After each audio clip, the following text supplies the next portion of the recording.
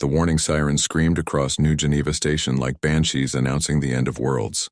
Commander Sarah Chen pressed her palm against the reinforced viewing port, watching as something impossible materialized in the void beyond. The thing was massive, easily the size of Earth's moon, its surface a writhing mass of organic matter that pulsed with bioluminescent veins, tendrils the thickness of city blocks stretched out from its core, each one capable of cracking planets like eggshells, ma'am.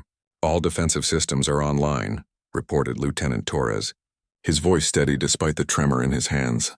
The Galactic Defense Fleet is moving to intercept. Sarah didn't respond immediately.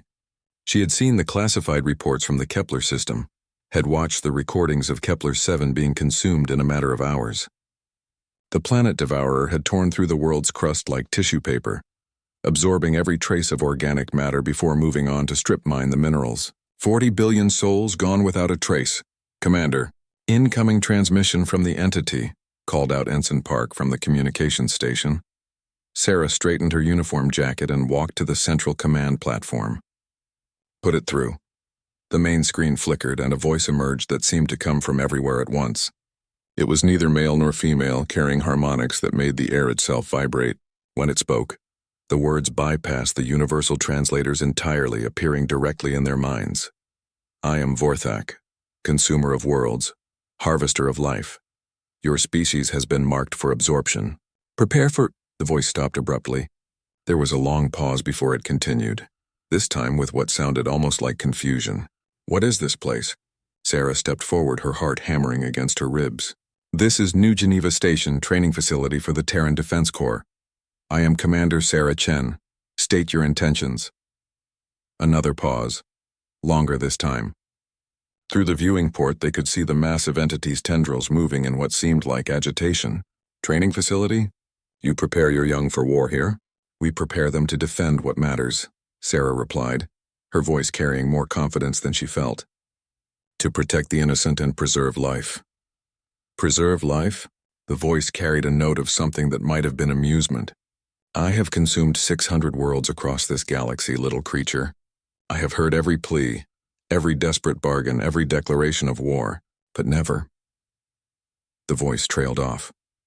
Through the tactical display, Sarah could see the Galactic Defense Fleet approaching, their massive dreadnoughts bristling with planet-killer weapons. She knew it wouldn't matter. The Andromedans had thrown everything they had at this thing, and their entire armada had been absorbed in minutes. Never what? She asked. Never have I encountered a species that dedicates such resources to teaching the art of protection rather than conquest. Show me. The request caught everyone off guard. Sarah glanced at Torres, who looked as bewildered as she felt. Show you what exactly? Your training. I would observe how your species prepares for battle. Sarah's mind raced. This was either the most elaborate trap in galactic history, or something unprecedented was happening. She made a decision that would either save humanity or doom it. Very well, but you observe only. No interference, no feeding, no absorption of any kind. Agreed. Within an hour, the most dangerous entity in known space had somehow compressed itself into a roughly humanoid form and materialized in the station's main training bay.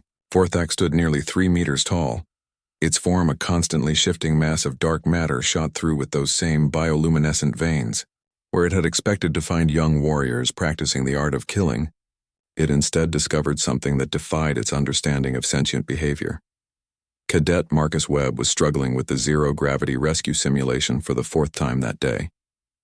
His partner, Cadet Lisa Park, had been injured in a reactor breach scenario, and Marcus was attempting to extract her from a collapsed section of the training module. What should have been a 15-minute exercise had stretched to nearly an hour.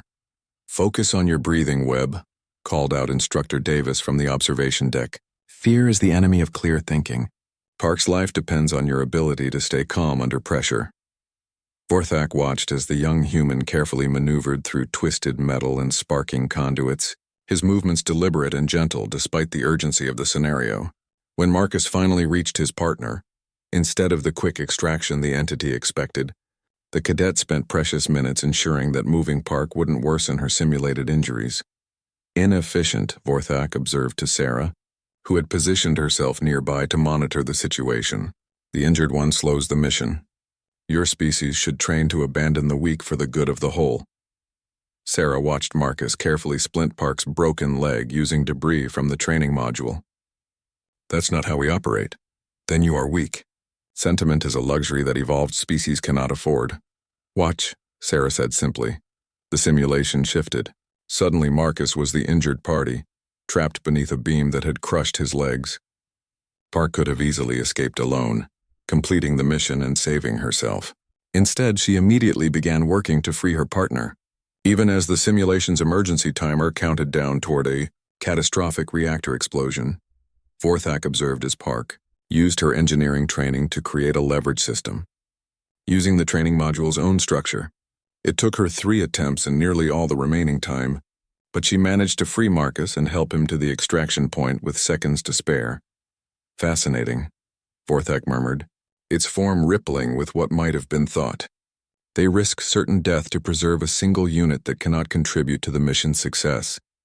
Every life has value, Sarah replied.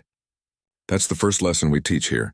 The entity was silent for a long moment, watching as the 2 cadets helped each other through the decontamination process, both laughing with relief and adrenaline despite their exhaustion.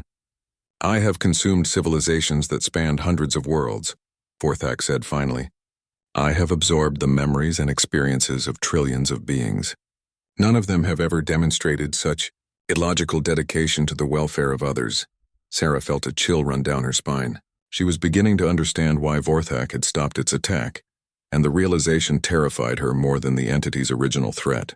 This creature didn't just consume planets for sustenance. It consumed them for the experiences, for the memories, for everything that made a species unique. And now it had found something in humanity that it had never encountered before. Would you like to see more? Sarah asked, though part of her wondered if she was making the biggest mistake in human history. Vorthak's form pulsed with anticipation. Yes, show me everything. The next morning brought chaos to New Geneva Station. Word had somehow leaked that humanity was hosting a Planet-Devourer in their training facility, and the Galactic Council was demanding immediate explanations. Sarah stood in the communication center, watching angry holographic projections of alien leaders flicker in and out of existence as they took turns shouting at her. Commander Chen, you have violated every protocol of engagement, declared Ambassador Zethkar, his forearms gesticulating wildly. This entity has committed genocide on a galactic scale. You should be evacuating, not conducting guided tours. With respect, Ambassador, evacuation wouldn't save us, Sarah replied calmly. If Vorthak wanted to consume our station, it would have done so already. Something else is happening here. High Admiral Vextha of the Andromedans leaned forward, her crystalline features sharp with anger. 40 billion of my people died when that thing devoured Kepler-7. Are you suggesting we should have invited it to dinner instead? Before Sarah could respond, Vorthak's voice filled the communication center. They fought. They all fought with weapons and fury and desperate hatred. You are the first to offer understanding instead of violence. The assembled alien leaders fell silent, their various breathing apparatus and communication devices the only sounds in the room. Sarah gestured toward the training bay. It wants to observe our methods. Perhaps if we show it that there's more to existence than consumption and conquest. You're gambling with the lives of every being in this sector. Admiral Vextha snapped. I'm gambling with the future of all life in this galaxy, Sarah corrected. Because if we don't find a way to reach this entity, eventually it will consume everything anyway. The transmission ended with various threats and ultimatums, but Sarah had already made her choice. She found Vorthak in the medical training facility, watching as Cadet Jennifer Martinez worked frantically to save the life of a simulated civilian casualty. The holographic patient was a Rigelian child, its blue skin mottled with radiation burns from a terrorist attack scenario. The subject is already dead, Vorthak observed. The radiation damage is too extensive, yet she continues to work. Dr. Elena Vasquez, the training facility's chief medical officer, glanced at the entity with barely concealed fear. We don't give up on patients until every option has been exhausted. But the resources could be better used on the salvageable cases, Vorthak pointed out. Logic dictates abandoning this one to save 3 others. Martinez looked up from her work, sweat beading on her forehead. Doctor, I'm getting a heartbeat. Weak but steady. Vasquez moved to assist, and together they began the delicate process of reconstructing the child's damaged cellular structure using advanced nanotechnology. It was painstaking work that required perfect coordination and consumed valuable medical supplies that could have treated a dozen less severe cases. Inefficient, Vorthak repeated, but its tone had changed. The certainty was gone, replaced by something that sounded almost like curiosity. Maybe, Sarah agreed, but that inefficiency is what makes us human. For the next 6 hours, they worked to save a single simulated life, while 12 other casualties waited in triage. Every time it seemed hopeless, Martinez and Vasquez found another technique, another approach, another slim chance at success. They consulted with specialists across the galaxy, pulled in favors from research facilities on distant worlds, and even developed entirely new procedures on the spot. Finally, as the training day entered its 14th hour, the Rigelian child's vital signs stabilized. The simulation declared the exercise complete, patient saved against all odds. Martinez collapsed into a chair, exhausted but triumphant, while Vasquez began the process of documenting their new techniques for future use. You expended enough resources to save 30 beings on a single case with less than a 5% survival probability, Vorthak said. Why? Martinez looked up at the towering entity, her exhaustion evident. Because that's someone's daughter, someone's whole world. When you save one life, you're not just saving that person. You're saving everyone who loves them, everyone whose life is better because they exist. Vorthak's form rippled, the bioluminescent veins pulsing in complex patterns. I have absorbed the memories of physicians from 1,000 worlds. They understood anatomy, chemistry, the mechanical processes of healing, but none of them understood this concept you call hope. Hope is what separates us from machines, Dr. Vasquez said quietly. It's the belief that things can get better, that there's always another chance, that even in the darkest moments, miracles are possible. Miracles, Vorthak repeated the word as if tasting it. The probability of an unlikely event occurring through unexplained means. I have witnessed the death of stars, the birth of galaxies, the evolution and extinction of countless species. I have seen no miracles, Sarah stepped forward. Maybe you've been looking in the wrong places. The entity turned its attention to her, and for a moment she felt the weight of its vast consciousness pressing against her mind. She saw flashes of the worlds it had consumed. Beautiful planets reduced to empty husks, entire civilizations absorbed and catalogued like specimens in a collection. But beneath the destruction, she sensed something else. Loneliness. A vast, aching loneliness that spanned millions of years. Show me these miracles, Vorthak said finally. Sarah led the entity to the station's memorial garden, a small hydroponic facility where flowers from 100 different worlds bloomed in careful harmony. At the center stood a simple monument listing the names of every cadet who had died in the line of duty, along with the lives they had saved in their final moments. Cadet Thompson died holding open the blast doors on Europa Station, Sarah explained, pointing to a name near the top of the list. He could have escaped, but 800 civilians were still evacuating. He stayed until the last person was through, then sealed the doors manually as the reactor went critical. Vorthak studied the monument with growing fascination. He chose certain death to preserve beings he had never met. Cadet Singh died fighting pirates in the Outer Rim. She was overwhelmed and outgunned, but she kept transmitting the pirates' location until her ship was destroyed. The rescue fleet found 12 kidnapped children because of her sacrifice, and this one?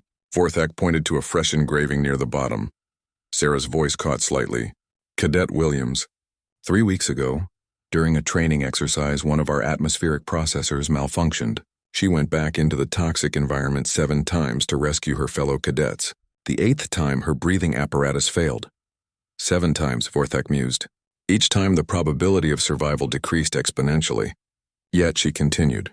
She saved 15 lives, Sarah said. 15 people who will go on to save others, who will have families, who will make the galaxy a little bit better just by existing in it. Vorthak was silent for a long moment, its form completely still. When it finally spoke, its voice carried a note of something that might have been wonder. I begin to understand. You do not simply preserve individual lives. You preserve the potential for countless future lives, future achievements, future moments of beauty and meaning. Every life is a story, Sarah said softly. And every story has the potential to inspire others, to create ripples that spread across generations. When you consume a world, you're not just ending those stories, you're ending all the stories they might have told. The entity's bioluminescent veins pulsed faster, creating complex patterns that reminded Sarah of neural activity. I have existed for eons, consuming and cataloging the experiences of dead civilizations. But I have never created anything. I have never given life meaning. It's not too late, Sarah said, though she wasn't sure she believed it. There's always another chance. That's what hope means. Vorthak turned away from the memorial, its massive form seeming somehow smaller than before. Show me more.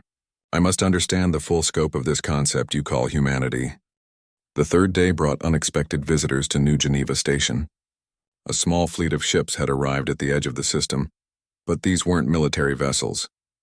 They were refugee transports, colony ships, and medical frigates from across the galaxy. Word of the Planet-Devourer's presence had spread, but instead of fleeing, representatives from dozens of species had come to witness what they were calling the impossible standoff. Sarah found herself giving an impromptu tour to a delegation that included everyone from Centaurian philosophers to vegan peace activists. They moved through the station like pilgrims visiting a holy site, speaking in hushed tones as they observed Vorthak learning about human training methods. "This is unprecedented in galactic history," whispered Dr. Kethmara, a renowned xenopsychologist whose people had been studying cosmic entities for millennia. Never has a Class 3 devourer shown interest in anything other than consumption patterns and resource optimization. They found Vorthak in the Tactical Simulation Center, watching as Cadet Team 7 struggled through what was supposed to be an impossible scenario. The simulation had placed them in command of a crippled transport ship, carrying 10,000 refugees. They were being pursued by overwhelming enemy forces. Their engines were failing, and they had enough life support for maybe 6 hours. "The logical solution is obvious," Vorthak commented to Instructor Nash, who was overseeing the exercise. "Jettison 70% of the refugees to reduce mass and increase speed. The remaining survivors reach safety." Nash, a grizzled veteran who had seen real combat in the frontier wars, shook his head. "That's not how we solve problems here." On the main display, the cadets were engaged in frantic discussion. Team leader Rodriguez was coordinating with his engineers while communications specialist Chen tried to raise any nearby vessels. Meanwhile, their tactical officer was analyzing asteroid fields for potential hiding spots. "Sir, I've got an idea," announced Cadet Thompson, the team's youngest member. "What if we don't run at all?" "Explain," Rodriguez said, never taking his eyes off the tactical display. "The enemy wants to capture the refugees for slave labor, right? They need them alive. What if we make it too expensive to take us?"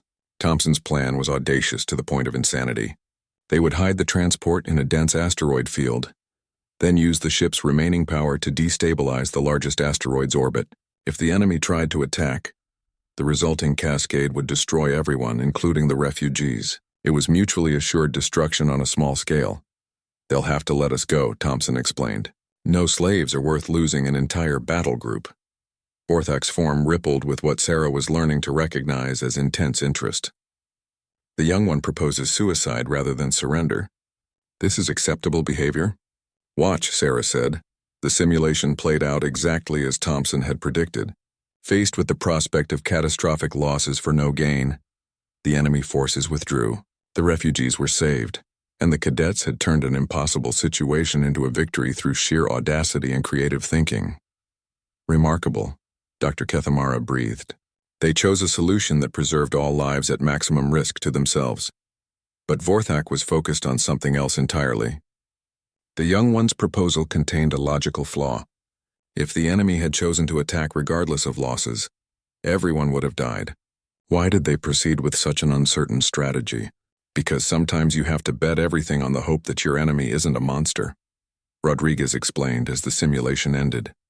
Most beings, when you strip away the politics and fear, don't want to be responsible for meaningless death. Even your enemies have value, added Chen. They're someone's children, someone's family. If we can find a solution that saves everyone, that's always better than one that only saves some. Vorthak was silent for several minutes, processing this information. Finally, it turned to Sarah. "Your species assumes goodness in others, even those who threaten you. This is not logical." "No," Sarah agreed. But logic isn't everything. Sometimes the illogical choice is the right choice. The next exercise took place in the station's environmental simulation chamber, where Cadet Team 3 was dealing with an ecological disaster scenario. A terraforming project had gone wrong, creating a toxic atmosphere that was killing everything on the planet's surface.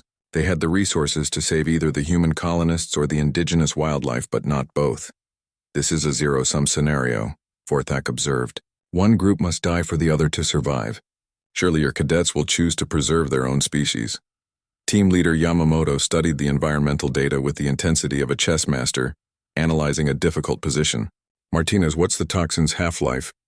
18 months in standard atmosphere, came the reply. And the underground cave systems? How stable are they? Very stable, sir. They could support life for decades if properly sealed. Yamamoto's solution was brilliant in its simplicity. Instead of choosing between humans and wildlife, they would relocate both groups to the extensive cave networks beneath the planet's surface. It would require massive engineering efforts and years of careful environmental management. But both populations could survive until the toxins naturally degraded. Impossible, one of the visiting dignitaries muttered. The resource requirements are enormous. No rational government would approve such an expenditure. But the cadets were already working out the details, coordinating with hypothetical environmental engineers and xenobiologists to create sustainable underground ecosystems. They requisitioned everything from atmospheric processors to synthetic soil, all for a plan that would take 5 years to implement and cost more than most planets' annual budgets. You would bankrupt worlds to save a few animals, Vorthak said, but there was no accusation in its tone, only fascination. We would bankrupt worlds to preserve the irreplaceable, Cadet Yamamoto replied firmly. Once a species goes extinct, it's gone forever. No amount of money can bring it back. Vorthak's bioluminescent veins pulsed in rapid, complex patterns that reminded Sarah of synapses firing in a vast brain. I have consumed 47 worlds that harbored unique ecosystems. Billions of species that existed nowhere else in the galaxy. Their genetic patterns are stored in my memory cores, but they can never truly live again. The words hung in the air like a confession. For the first time since arriving at the station, Vorthak seemed to grasp the magnitude of what it had done. Not just the death toll in terms of individual lives, but the permanent erasure of evolutionary paths that had taken millions of years to develop. Genetic patterns aren't enough, Dr. Sarah Kim, the station's xenobiology specialist, said quietly. Life isn't just DNA, it's behavior, culture, the relationships between species in an ecosystem. When you lose that complexity, you lose something that can never be recreated. I know, Vorthak said. And for the first time, its voice carried what sounded unmistakably like regret. I know. The observation deck fell silent as representatives from dozens of species contemplated the implications. Here was a cosmic force of destruction expressing remorse for its actions. It was unprecedented, impossible, and absolutely terrifying in its implications. There's something else you should see, Sarah said finally. She led the group to the station's nursery, where the children of station personnel were cared for during long deployments. The sight that greeted them defied every expectation. Human children, some barely able to walk, were playing alongside young beings from a dozen different species. A Centaurian child with 4 arms was helping a human toddler build blocks, while a small Andromedan crystalline being was showing others how to make light patterns dance across the walls. Impossible, whispered Ambassador Zethkar, who had arrived with the latest wave of observers. Children of different species cannot form meaningful social bonds. The psychological development patterns are too different, but the evidence was right in front of them. The children had somehow transcended the barriers that kept their parents' species in separate political blocks. They shared toys, comforted each other when someone fell down, and communicated through a mixture of languages and gestures that somehow worked perfectly. They learned together, explained Janet Morrison, the head of the nursery program. Not just academics, but empathy, cooperation, the basic skills of civilization. By the time they're old enough for formal education, they already understand that differences don't have to mean conflict. Vorthak knelt down to better observe the children, its massive form somehow managing not to frighten them. A small human girl, perhaps 3 years old, approached without fear and offered the entity a flower she had made from colored paper. Thank you, Vorthak said, accepting the gift with surprising gentleness. What is your name, small one? Emma, the girl replied. Are you sad? You look sad. The question caught everyone off guard. Children often saw things that adults missed, but this seemed impossible. How could a human child read the emotional state of a cosmic entity? Yes, Vorthak said after a long pause. I am sad. Why? The fourth day began with an emergency that no one had anticipated. A massive solar flare from the system's star was racing toward New Geneva Station, carrying enough electromagnetic energy to cripple their shields and potentially kill everyone aboard. The station's automated systems were already initiating evacuation protocols when Vorthak made an announcement that stopped everyone in their tracks. I can absorb the solar radiation, the entity declared. My form is capable of converting electromagnetic energy into usable matter. The station will be safe. Sarah stared at the massive being that had spent the last 3 days learning about human compassion and sacrifice. Why would you do that for us? Because, Vorthak said, its voice carrying a certainty that hadn't been there before. Preserving life is more logical than destroying it. The evacuation was called off, and the station's population watched through reinforced viewing ports as Vorthak expanded its form to shield them from the deadly solar storm.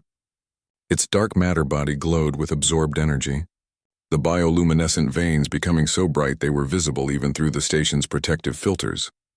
While Vorthak weathered the cosmic storm, Sarah found herself in the archives with Dr. Elizabeth Warren, the station's chief historian. They were reviewing footage of the entity's interactions with the cadets, trying to understand what had caused such a fundamental change in a being that had spent eons consuming worlds. Look at this pattern, Warren said, highlighting specific moments in the recordings. Every time the cadets chose preservation over efficiency, Vorthak's bioluminescent activity increased. It's not just observing our behavior, it's learning from it. Learning what exactly? Purpose, Warren replied. Think about it. Vorthak has existed for millions of years with only one function: consumption.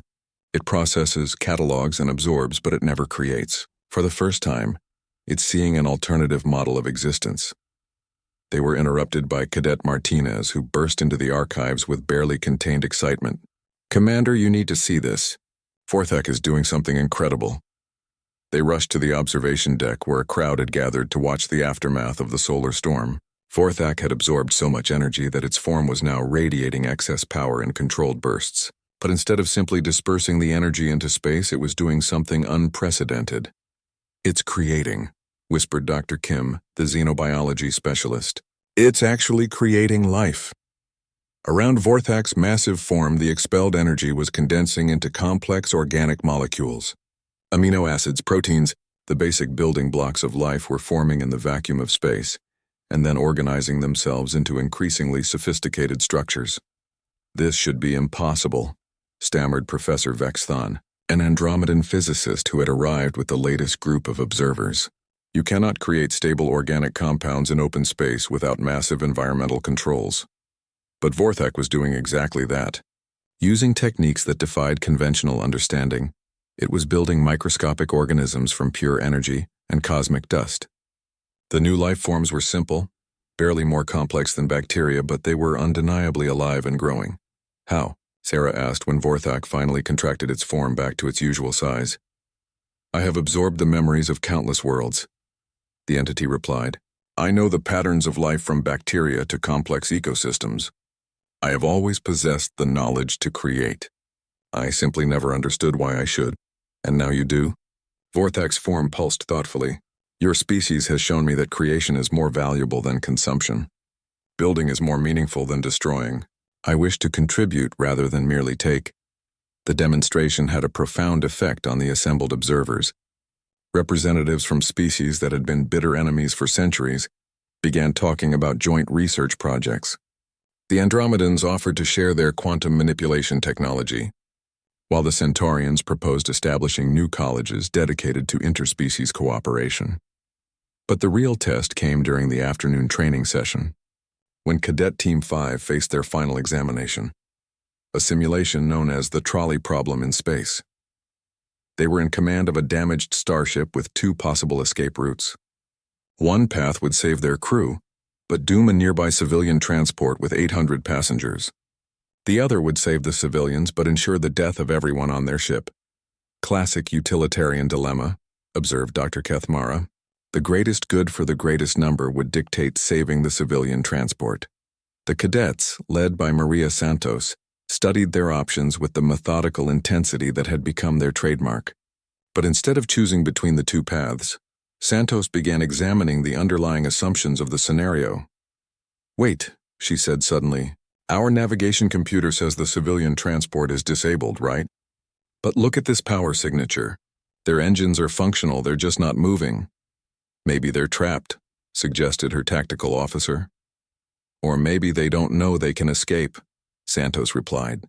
"Computer, open a communication channel to the civilian transport." What followed was a 15-minute conversation that revealed the civilian ship's crew was paralyzed by fear after their navigation system had been damaged by debris. They had working engines but no way to plot a safe course through the dangerous asteroid field that surrounded them. Santos's solution was elegant. Her team would transmit their own navigation data to the civilian transport, allowing both ships to escape safely. It required precise timing and flawless execution, but it was possible. They found a third option, Vorthak observed with growing excitement. They refused to accept that sacrifice was necessary. "That's what we do," Sarah replied. "We look for the solution that saves everyone, even when it seems impossible." The simulation succeeded brilliantly. Both ships navigated the asteroid field and reached safety, proving once again that human ingenuity could triumph over seemingly impossible odds. But Vorthak's reaction was unexpected. Instead of expressing admiration, the entity began to pace the observation deck with increasing agitation. Its bioluminescent veins flashed in rapid, chaotic patterns that reminded Sarah of someone having a panic attack. "I understand now," Vorthak said, its voice carrying an edge of desperation. "I understand what I have done. All those worlds, all those civilizations. There were always third options. There were always solutions that would have preserved life rather than destroying it. You couldn't have known," Dr. Warren said gently. "You were operating according to your nature, your programming." "No," Vorthak replied firmly. "I chose the easy path. Consumption was simple, efficient, predictable. Creation requires imagination, hope, the willingness to fail and try again. I took the lives of trillions because I was too lazy to look for better solutions." The weight of cosmic guilt was almost palpable in the observation deck. Here was a being that had the power to destroy solar systems, brought low by the realization of what it had done. Several of the observers, hardened diplomats and military officers who had seen the worst the galaxy had to offer, were wiping away tears. "What matters now is what you do next," Sarah said quietly. "You can't undo the past, but you can choose a different future." Vorthak turned to face her, and for a moment Sarah felt the full weight of its ancient consciousness pressing against her mind.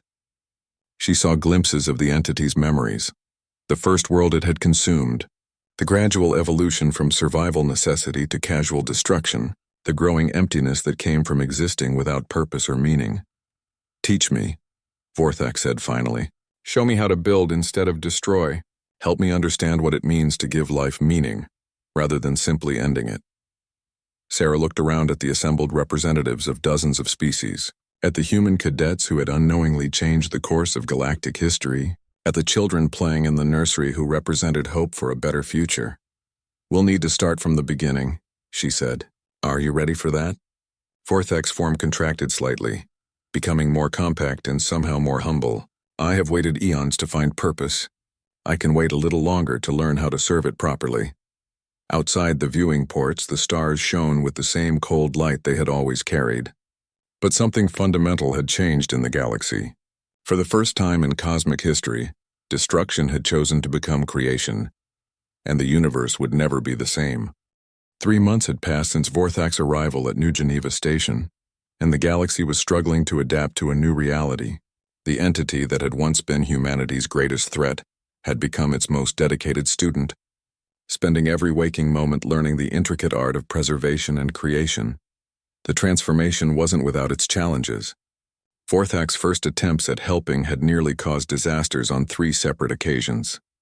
When a meteor threatened the agricultural world of Ceres Prime, the entity had intercepted it with such enthusiasm that the resulting explosion had triggered seismic events across 2 continents.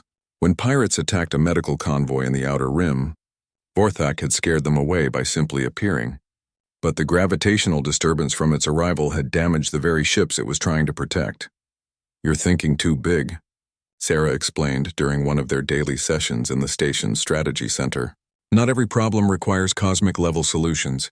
Sometimes the most effective approach is the smallest one."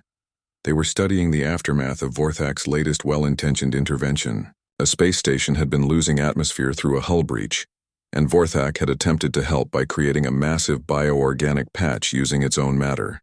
The patch worked perfectly, but it was roughly the size of a city block, and had to be supported by an external framework that cost more than rebuilding the entire station. "I do not understand the concept of proportional response," Vorthak admitted. "In my previous existence, maximum force was always the optimal solution." "That's because you were only solving one type of problem," replied Dr. Martinez, who had been assigned as Vorthak's primary instructor in what they were calling applied compassion. "Destruction is binary. Something either exists or it doesn't. But preservation has infinite variations. You have to match your response to the specific need." To demonstrate the point, Martinez activated a training simulation featuring a seemingly simple scenario. A civilian transport had suffered engine failure in deep space and was slowly drifting toward a black hole. They had 6 hours to mount a rescue operation. "How would you have handled this before?" Martinez asked. Vorthak's response was immediate. "Absorption. I would consume the black hole to eliminate the threat, then process the transport and its passengers to preserve their experiences and knowledge." "And how would you handle it now?"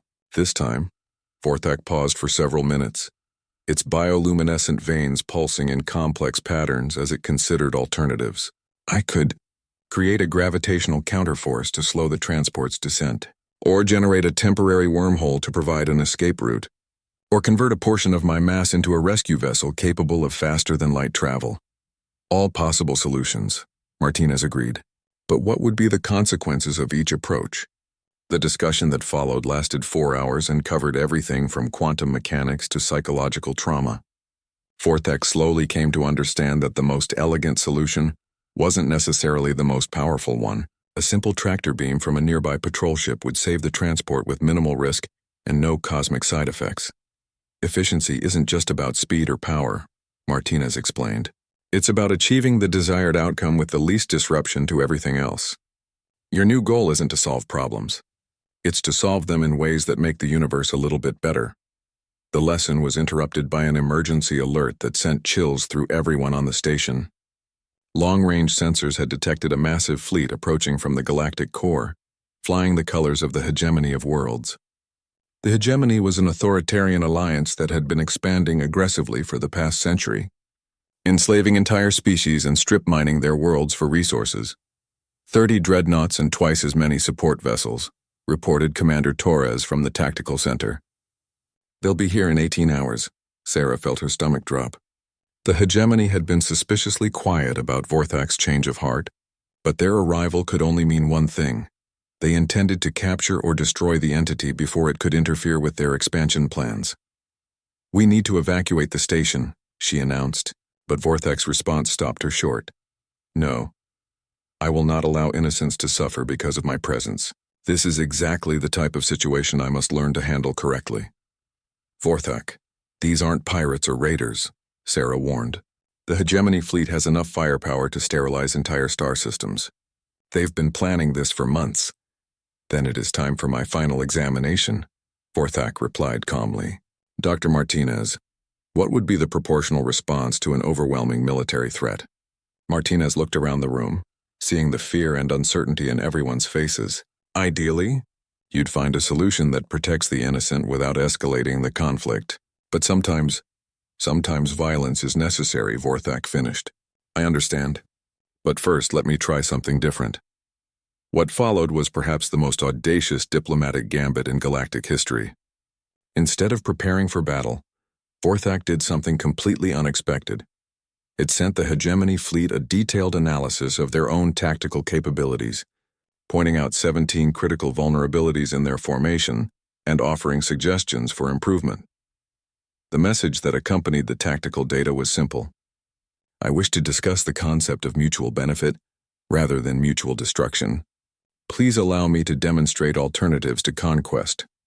Admiral Kreshta of the Hegemony, a veteran commander known for his ruthless efficiency, responded with predictable aggression. Surrender the entity to Hegemony custody, and your deaths will be swift. Resist and we will make examples of every being on that station. Vorthak's reply was immediate and shocking. I accept your terms with one modification. I will surrender myself willingly, but only after I have demonstrated the value of the principles I have learned.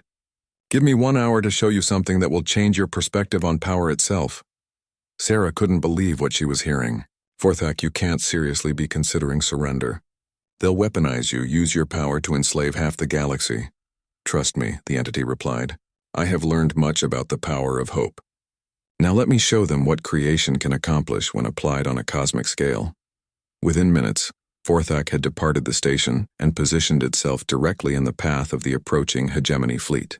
But instead of preparing for battle, it began one of the most spectacular displays of creation the galaxy had ever witnessed.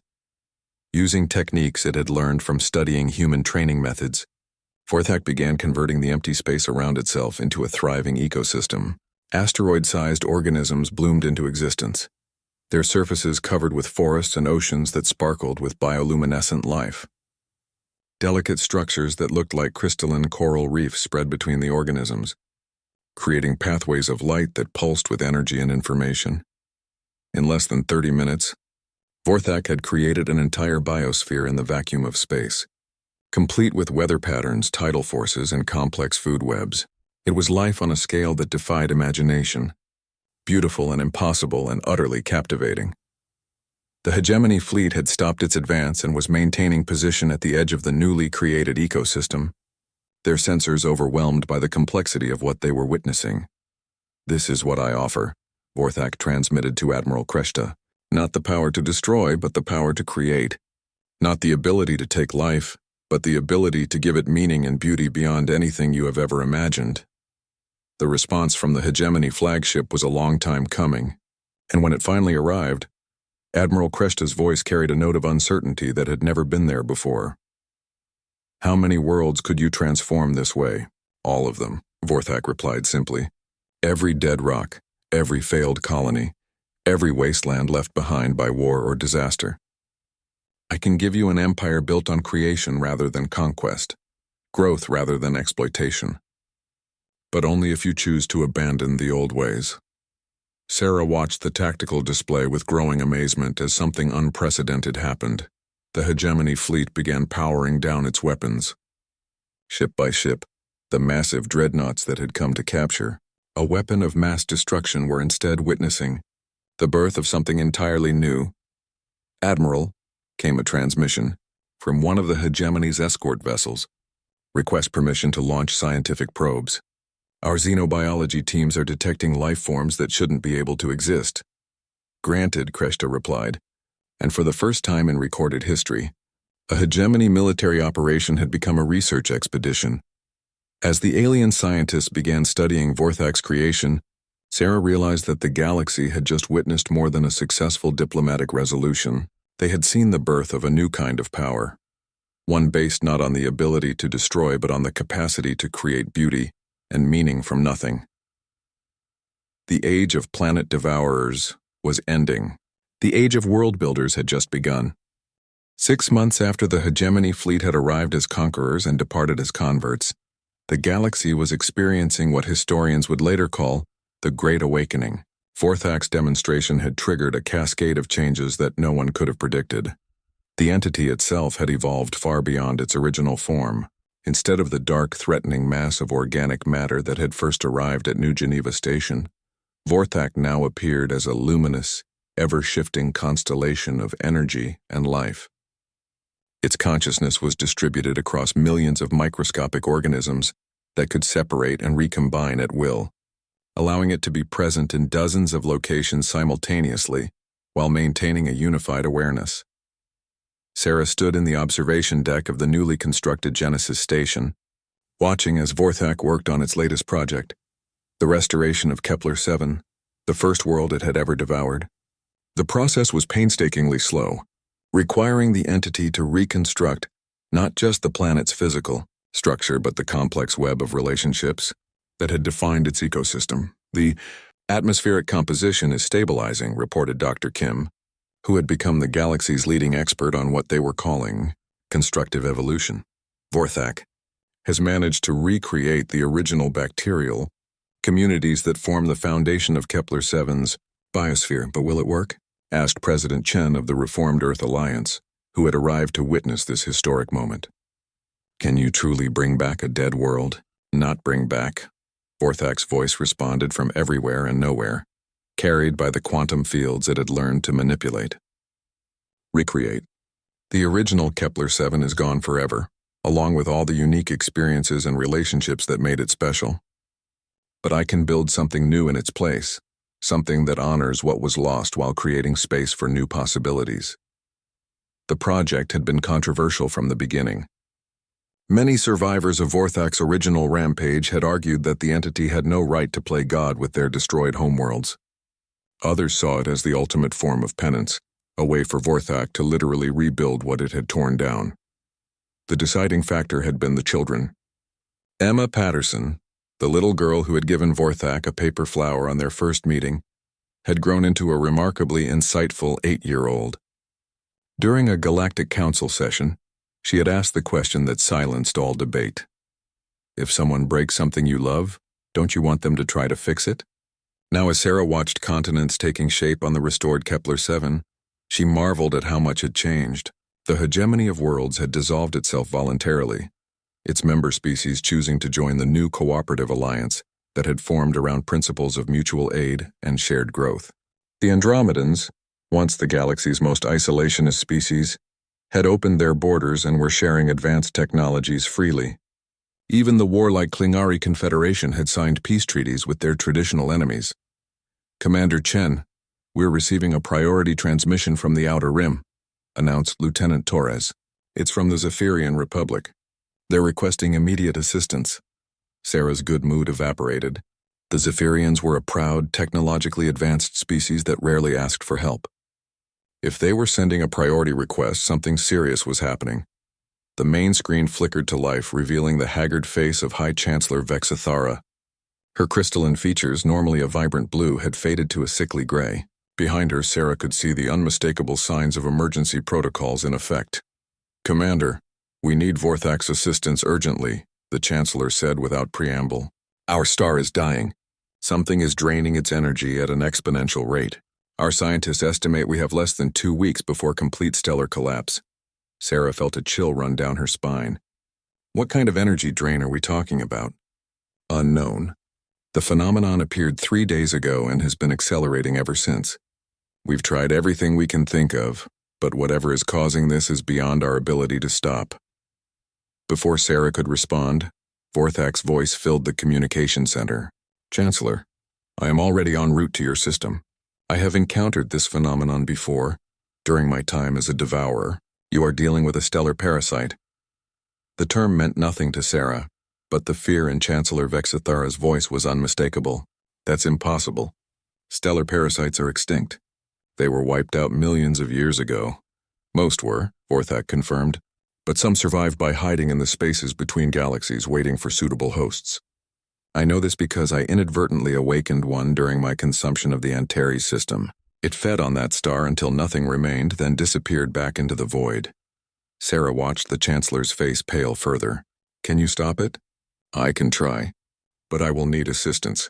Stellar parasites are not creatures in any traditional sense. They are more like cosmic viruses, entities of pure hunger that exist only to consume stellar energy. Fighting one requires techniques I have never attempted. What do you need? Sarah asked immediately. I need to learn how to heal a star, Vorthak replied. And I need to do it in less than 2 weeks while fighting something that has been perfecting the art of stellar consumption for eons. The next few days passed in a blur of frantic activity. Genesis Station became the center of the largest scientific collaboration in galactic history.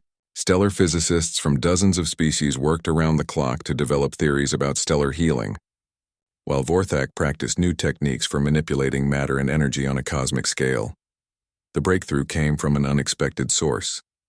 Dr. Yamamoto, one of the cadets from Vorthak's early days at New Geneva Station, had spent years studying the entity's transformation process. She realized that Vorthak's ability to convert destruction into creation could be applied to the star itself. The stellar parasite works by disrupting the fusion process in the star's core, she explained during a briefing session. But what if we could reverse that disruption? Instead of trying to fight the parasite directly, we could heal the star faster than it can be damaged. Theoretically possible, agreed Dr. Seshikar, the galaxy's leading expert on stellar mechanics. But it would require precise manipulation of nuclear forces on a scale that's never been attempted. Have absorbed the memories of civilizations that spent millennia studying stellar engineering, Vorthak said. I have the knowledge. What I lack is the experience of using that knowledge for healing rather than destruction. The plan they developed was audacious to the point of insanity. Vorthak would enter the Zephyrian star's corona and attempt to stabilize the fusion process while simultaneously fighting off the stellar parasite. It was like performing surgery on a patient while being attacked by a cosmic predator. When they arrived at the Zephyrian system, the situation was even worse than the Chancellor had described. The star, once a brilliant yellow giant, had dimmed to a dull orange. Solar flares erupted chaotically across its surface, and the temperature in the system was dropping rapidly. There, Vorthak said, its consciousness focusing on something invisible to normal sensors. I can see it now. The parasite has wrapped itself around the star's magnetic field lines. It's beautiful, in a terrible way. Sarah couldn't see what Vorthak was observing, but she could feel the entity's mixed emotions through their growing psychic connection. Admiration for the parasite's elegant efficiency, horror at the destruction it was causing, and determination to stop it. Remember, she said quietly, you're not the same being that consumed worlds. You're someone who builds and heals and protects. Trust in what you've learned. Vorthak's form began to change, expanding and becoming more diffuse as it prepared to enter the star's atmosphere. If I fail, the explosion will sterilize 3 solar systems. Are you certain this is the right choice? Sarah thought about the billions of Zephyrians whose lives hung in the balance, about the children playing in the station's nursery, about all the worlds that Vorthak had learned to protect rather than consume. Yes, she said firmly. We save everyone or we don't save anyone. That's what humanity means. Vorthak's response carried a warmth that hadn't been there when they first met. Then let us show the universe what creation can accomplish when faced with ultimate destruction.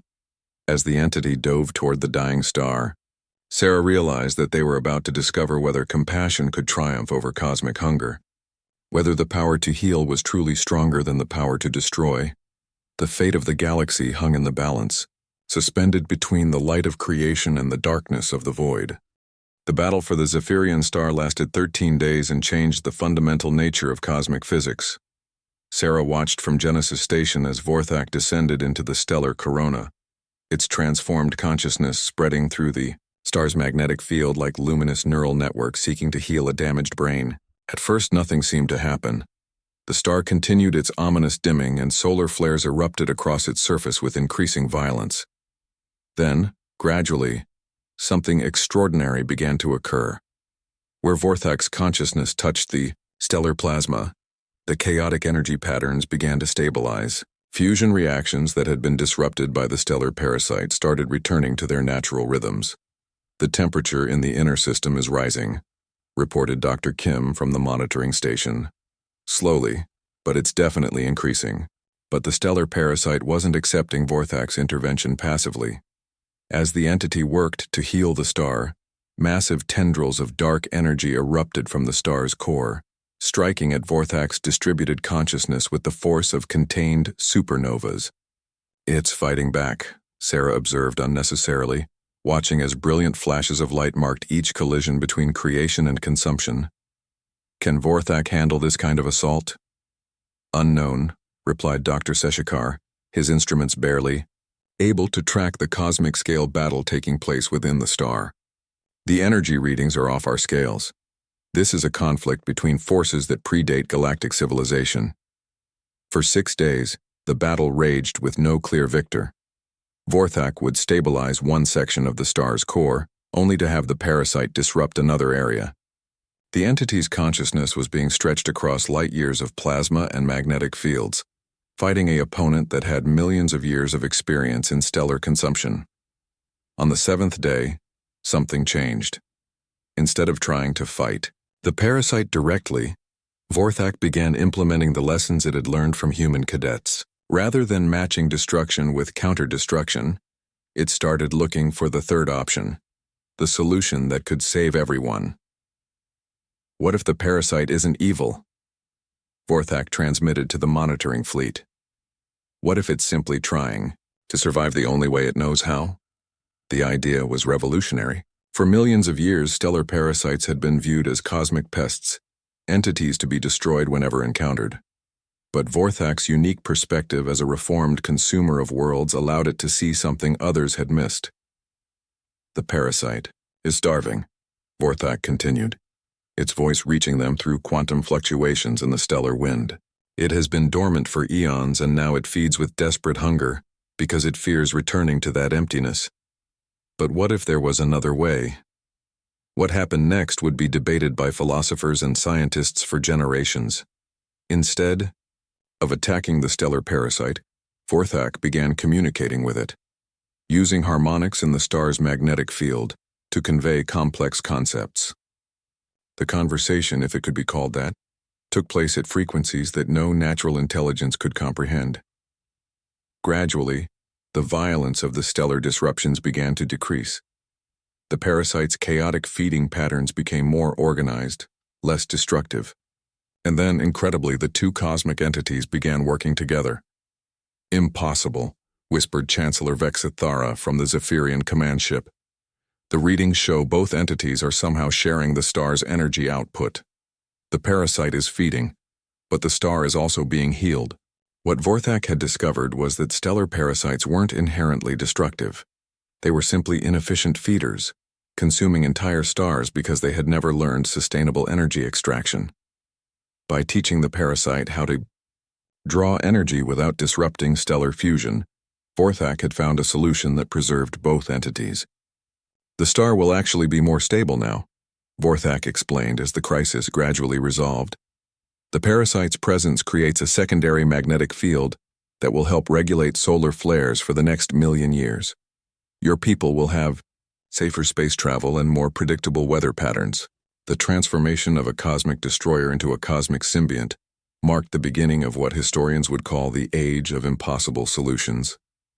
Word of Vorthak's success spread throughout the galaxy, inspiring other species to reconsider problems they had considered unsolvable.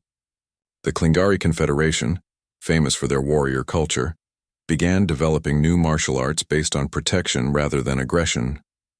The Andromedan Collective shared their most closely guarded secrets about consciousness manipulation, leading to breakthroughs in interspecies communication. Even the mysterious Voidwalkers, beings of pure energy who had never interacted with material civilizations, began establishing diplomatic contact. But perhaps the most significant change was happening on a smaller scale. At Genesis Station, the children who had grown up watching Vorthak's transformation were coming of age with a fundamentally different understanding of conflict resolution. They approached problems with a creativity and optimism that amazed their teachers, always looking for the solution that would benefit everyone involved. Emma Patterson, now 15 and preparing for her own entrance into the Terran Defense Corps, had become something of a celebrity throughout the galaxy. Her simple questions and insights had helped shape Vorthak's evolution from destroyer to creator. During a recent interview, she had been asked what she thought was the most important lesson from the entity's transformation. That everyone can change, she had replied with the wisdom of someone far beyond her years. Even if you've done terrible things, even if everyone thinks you're a monster, you can always choose to be better. But you have to really want it, and you have to be willing to learn from people who are different from you. Sarah stood in the memorial garden, reading the latest additions to the monument that honored those who had died in service to others. But now, alongside the traditional names and dates, there was something new, a section dedicated to lives transformed through understanding. Vorthak's name was inscribed there, not as someone who had died, but as someone who had been reborn through the power of human compassion. "Commander?" came Vorthak's voice from the garden's communication system. "I have a request." "What is it?" Sarah asked, though she had learned to expect the unexpected from her transformed friend. The Galactic Council has asked me to establish a new training facility, one dedicated to teaching other cosmic entities how to choose creation over destruction. They believe there may be others like me, beings of immense power who have lost their way. Will you help me design the curriculum? Sarah smiled, remembering the frightened woman who had first faced a Planet-Devourer, with nothing but human stubbornness and a desperate hope for something better. I thought you'd never ask. As they began planning humanity's next impossible project, Sarah reflected on how much the galaxy had changed in just 2 years. The principles that had seemed so naive and impractical to other species had proven to be the most powerful force in the universe. The belief that every life had value, that every being could choose to be better, and that hope was always stronger than fear. The age of planet devourers was over. The age of planet builders had begun. And at the center of it all was a simple truth that a small human girl had expressed with perfect clarity. Everyone can change if they really want to. The universe was vast and full of wonders, but the greatest wonder of all was the endless capacity for growth, for redemption, and for the transformation of darkness into light. As long as there were beings willing to believe in the possibility of something better, there would always be hope. And hope, as Vorthok had learned, was the most powerful force of creation that had ever existed.